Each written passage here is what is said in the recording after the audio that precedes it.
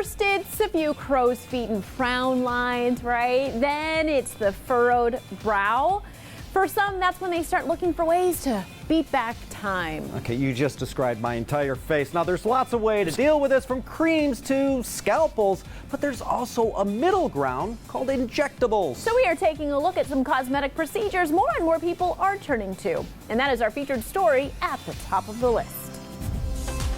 Cosmetic procedures are not what they once were. Since I started in this industry 7 years ago, it's become a lot more commonplace, not taboo, or people are afraid to talk about it. To help you understand today's cosmetic procedures, we spoke with Katie Mann, owner of Curated Medical in Scottsdale, Arizona. Starting with Botox. Botox is a medication that helps fine lines and wrinkles that are caused by muscle movement. What exactly is Botox doing with those muscles that you're using? So you inject the Botox, and then the medication prevents the nerve from telling the muscle to contract. When you can't contract the muscle, then you can't form the lines, and they start to disappear with time. The good thing is it only lasts 3 months, so it'll go away on its own. There are adjustments we can make, so it takes about 2 weeks to kick in. So when you first get it done, you actually don't see anything, and then in 2 weeks it reaches its peak effect. And the most common areas for Botox are between the brows, crow's feet, bunny lines on the nose, and lines around the mouth. And if you're curious about safety, Botox is just a protein derived from botulism toxin, which sounds really scary, but it's really not.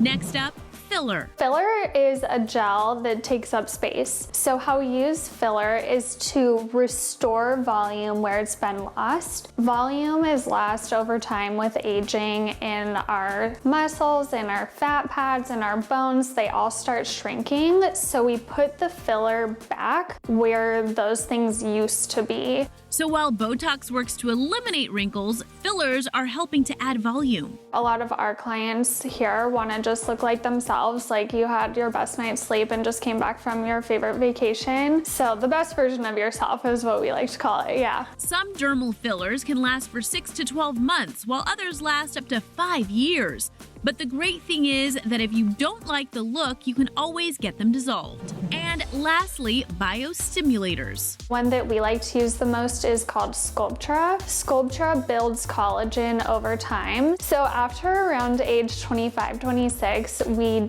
stop producing collagen like we used to. So that's where we like to do those collagen stimulating treatments like Sculptra. It's a powder that we mix with water to make it a liquid. We inject it into the face, and then that powder stimulates your body to build collagen.